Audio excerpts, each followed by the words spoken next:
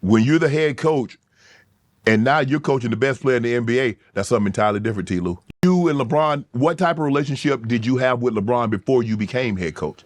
So I had a relationship with Bron, Rich, and Mav, Randy before I even came to be the assistant. Like, we always been cool and tight. So, like, we always had that bond. Okay. And so when I became the associate head coach, like I said, he came back. Right. You know, so we already had that bond. And so, which was cool. Like I said, I had Rich and Mav behind me 100%. Right. And then Randy. So even Bron get mad, I had those, you know, I had them behind me anyway, you know.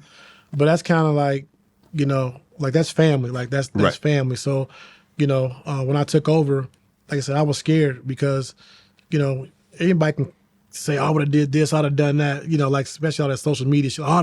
Yeah, you can say all that until you're in that number one seat. And now you got to, okay, let's see what you do. Yeah. You said you was going to do that. Yeah, exactly. You know, and so moving over 6 inches, you know, it's tough. And like, especially midway through the season. Yes. And so I just thought it was a lot of pressure, man. Just like, we just went to the finals. Mm-hmm. Game 6, we lose. No Kevin Love, no Kyrie.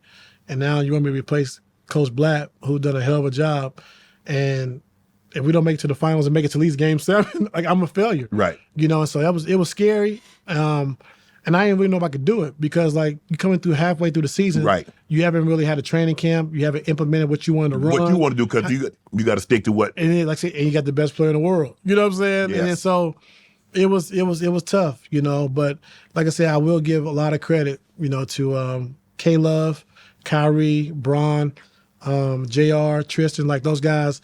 Like they said, listen, we got your back 100%. Like, whatever you want to do, let's do it. We got your back. And I said, I'm going to make some mistakes. Like, you know what I'm saying? I'm going to make some mistakes, but we all got to stick together. Right. And I give those guys credit. Like, they have my back 100%. But the natural thing is like, man, T-Lue undermined David Blatt. He was just, you know, he was supposed to be there anyway, and he probably was doing X, Y, and Z. Did you hear that? All the time. And that's why it was hard for me to want to take that job, because I knew what it was going to look like from the outside looking in.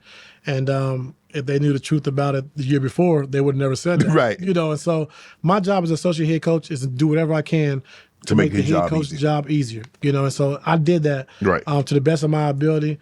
And, you know, I would never undermine somebody for a job, you know, because that's just not who I am. That's not my personality. And I believe it will come back on you if you do things like that.